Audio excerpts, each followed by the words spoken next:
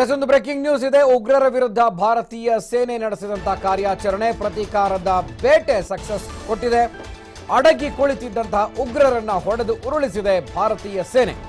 ಪ್ರತೀಕಾರಕ್ಕೆ ಸೇಡನ್ನು ತೀರಿಸಿಕೊಳ್ತಾ ಇದೆ.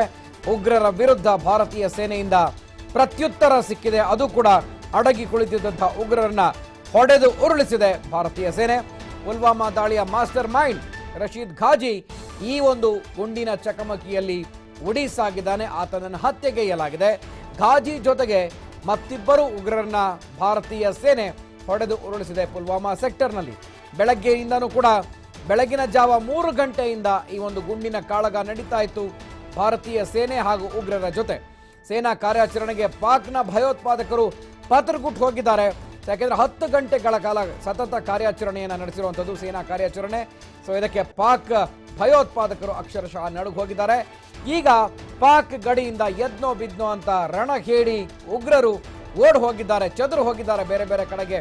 Indian army ಕಾರ್ಯಾಚರಣೆಗೆ ಕಂಗಾಲಾಗಿದೆ ಪಾಕಿಸ್ತಾನ ಕೂಡ. ಒಂದು ಕಡೆ ಸಾಕ್ಷಿಗಳನ್ನ ಕೇಳ್ತಾ ಇತ್ತು, ಜೊತೆಗೆ ಭಾರತದ ಮೇಲೇನೆ ಗೂಬೆ ಕೂರಿಸುವಂತ ಪ್ರಯತ್ನ ಮಾಡ್ತಾ ಇತ್ತು. ಆದರೆ ಈಗ ನವದೆಹಲಿಯಲ್ಲಿದ್ದ ರಾಯಭಾರಿಯನ್ನ ವಾಪಸ್ ಕರೆಸ್ಕೊಂಡಿದೆ ಪಾಕ್. ಇದು ಹೆಚ್ಚಿನ ಅನುಮಾನವನ್ನ ಹಾಗೆ ಹೆಚ್ಚಿನ ಬಲವನ್ನು ತಂದುಕೊಡ್ತಾ ಇದೆ. ಯಾಕಂದ್ರೆ ರಾಯಭಾರಿಯನ್ನ ವಾಪಸ್ ಯಾಕೆ ಕರೆಸ್ಕೊಳ್ತಾರೆ? ಕಾರ್ಯಾಚರಣೆ ನಡೆದಿರೋದು ಉಗ್ರರ ವಿರುದ್ಧ, ಆದರೆ ಪಾಕಿಸ್ತಾನ ತನ್ನ ಅಂಬಾಸಿಡರ್ನ, ತಮ್ಮ ರಾಯಭಾರಿಯನ್ನ ವಾಪಸ್ ಕರೆಸ್ಕೊಂಡಿದೆ. ಹಾಗಾದ್ರೆ ಪಾಕ್ಗೆ ನಿಜಕ್ಕೂ ಭಯ ಆಗಿದೆ. ಸೊ ಇಲ್ಲಿ ಸಮಥಿಂಗ್ ನಡೀತಾ ಇದೆ. ಭಾರತದ ಸೇನೆ ಪಾಕಿಸ್ತಾನದ ಮೇಲೆ ದಾಳಿ ಮಾಡಬಹುದು ಅನ್ನುವಂತಹ ಸುಳುಹು ಅದಕ್ಕೆ ಸಿಕ್ಕಿದೆಯಾ? ಪುಲ್ವಾಮಾ ದಾಳಿಯ ಮಾಸ್ಟರ್ ಮೈಂಡ್ ರಶೀದ್ ಘಾಜಿ ಉಡೀಸಾದ್ರೆ ಪಾಕಿಸ್ತಾನ ಯಾಕೆ ದೆಹಲಿಯಿಂದ ತನ್ನ ರಾಯಭಾರಿಯನ್ನು ಕರ್ಕೊಳ್ಳುತ್ತೆ ವಾಪಸ್ಸಾಗಿ? ಸೊ ಇದು ಬಹಿರಂಗವಾಗಿಯೇ ಗೊತ್ತಾಗ್ತಾ ಇದೆ. ಇದರಲ್ಲಿ ಪಾಕಿಸ್ತಾನದ ಕೈವಾಡ ಹೆಚ್ಚಾಗಿನೇ ಕಾಣ್ತಾ ಇದೆ. ಆದರೆ ಅದನ್ನು ಜಗತ್ತಿನ ಮುಂದೆ ಮುಚ್ಚಿಡ್ತಾ ಇದೆ. ಆದರೆ ಇಡೀ ಜಗತ್ತಿನ ಮುಂದೆ ಪಾಕಿಸ್ತಾನ ಬೆತ್ತಲಾಗಿ ನಿಂತಿದೆ.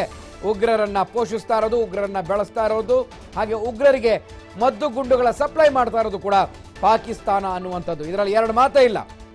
ಪಾಕ್ ಗಡಿಯಿಂದ ಈಗ ಎದ್ನೋ ಬಿದ್ನೋ ಅಂತ ರಣಹೇಡಿಗಳು ಕಾಲ್ ಕಿತ್ತಿದ್ದಾರೆ. ಉಗ್ರರ ವಿರುದ್ಧದ ಆರ್ಮಿ ಆಪರೇಷನ್, ಯಾಕೆಂದ್ರೆ ಸಂಪೂರ್ಣ ಸ್ವಾತಂತ್ರ್ಯ ಕೊಟ್ಟಿದೆ ಕೇಂದ್ರ ಸರ್ಕಾರ ಆರ್ಮಿಗೆ. ಸೊ ಏನು ಬೇಕಾದರೂ ಮಾಡ್ಬೋದು, ಏನು ತೀರ್ಮಾನ ತಗೊಂಡ್ರು ಕೂಡ ಅದಕ್ಕೆ ಕೇಂದ್ರ ಸರ್ಕಾರದ ಸಮ್ಮತಿ ಇದೆ. ಉಗ್ರರನ್ನ ಸದೆ ಬಡಿಯೋದಕ್ಕೆ ಈಗಾಗಲೇ ಕೇಂದ್ರದ ಗೃಹ ಇಲಾಖೆ ಕೂಡ ಸಭೆಯನ್ನು ನಡೆಸಿತು. ಪ್ರಧಾನಿ ನರೇಂದ್ರ ಮೋದಿ ಕೂಡ ತುರ್ತು ಸಭೆಯನ್ನು ನಡೆಸಿದ್ರು ಈ ಒಂದು ಕಾರ್ಯಾಚರಣೆ ನಡೆದ ಬಳಿಕ. ಮತ್ತೊಂದು ಕಡೆ ಪಾಕಿಸ್ತಾನದ ರಾಯಭಾರಿ ಇದೀಗ ವಾಪಸ್ ದೆಹಲಿಯಿಂದ ಪಾಕಿಸ್ತಾನಕ್ಕೆ ಹೋಗ್ತಾ ಇದ್ದಾರೆ.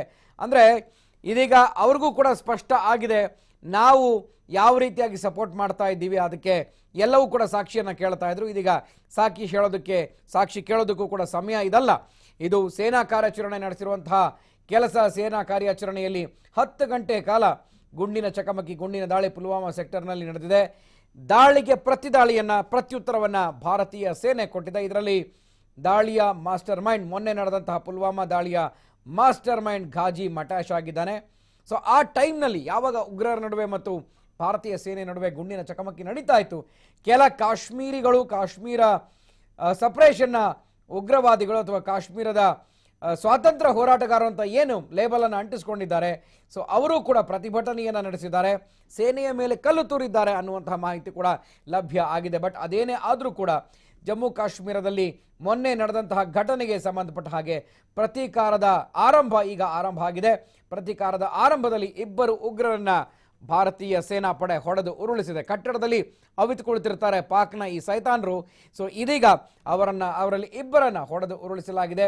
ಒಟ್ಟು 3 ಜನ ಇದೀಗ ಹತರಾಗಿದ್ದಾರೆ ಅನ್ನೋ ಮಾಹಿತಿ ಲಭ್ಯ ಆಗಿದೆ. ರಶೀದ್ ಘಾಜಿ ಸೇರಿದ ಹಾಗೆ 3 ಉಗ್ರರು ಇದೀಗ ಹತ್ಯೆಯಾಗಿದ್ದಾರೆ. ಬೆಳಗ್ಗೆ ಅಷ್ಟೇ 5 ಜನ ಭಾರತೀಯ ಯೋಧರು ಹುತಾತ್ಮರಾಗಿದ್ರು. ಅದರ ಜೊತೆ 42 ಜನರನ್ನ ಬಲಿ ತೆಗೆದುಕೊಂಡಿದ್ದಂತಹ ಪಾಕ್ನ ಪಾಪಿ ಉಗ್ರರನ್ನ ಸದೆ ಬಡಿಯೋದಕ್ಕೆ ಇದೀಗ ಆರಂಭದ ಒಂದು ಮೇಲುಗೈ ಭಾರತೀಯ ಸೇನೆಗೆ ಉಂಟಾಗಿದೆ.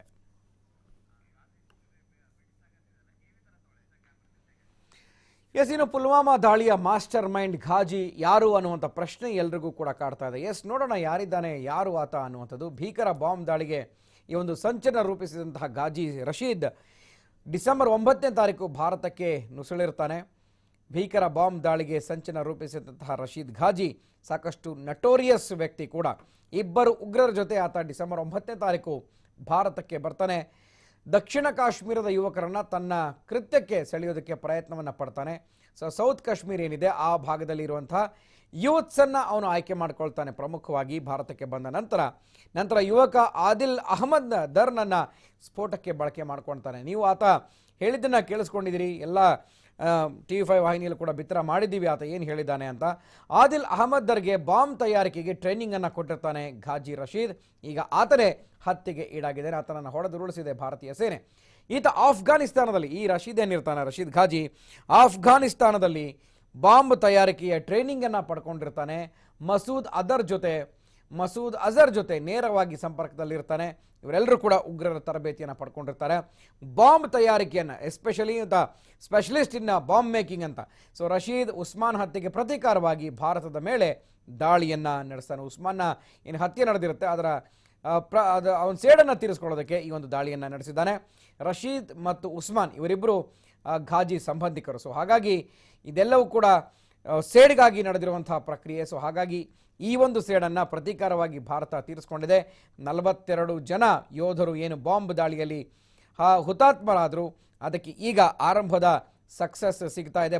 ದಾಳಿಯ ಪ್ರತೀಕಾರಕ್ಕೆ 2 ಉಗ್ರರನ್ನು ಹೊಡೆದುರುಳಿಸಿದೆ. ಹಾಗೆಯೇ ಯಾರು ಅಲ್ಲಿದ್ದಾರೆ ಸೊ ಅವರೆಲ್ಲರೂ ಕೂಡ ಈಗ ಗುಂಪು ಚದುರಿ ಹೋಗಿದೆ. ಭೀಕರ ಬಾಂಬ್ ದಾಳಿಗೆ ಏನು ಸಂಚಲನ ರೂಪಿಸಿದಂಥ ಘಾಜಿ ಇದೀಗ ಹತನಾಗಿದ್ದಾನೆ ಅನ್ನುವಂಥ ಮಾಹಿತಿ ಲಭ್ಯ ಆಗ್ತಾ ಇದೆ. ಅವನ ಜೊತೆ ಸೇರಿ 3 ಉಗ್ರರು ಉಡಿಸಾಗಿದ್ದಾರೆ, ಕಟ್ಟಡದಲ್ಲಿ ಅಡಗಿ ಕುಳಿತಿರ್ತಾರೆ.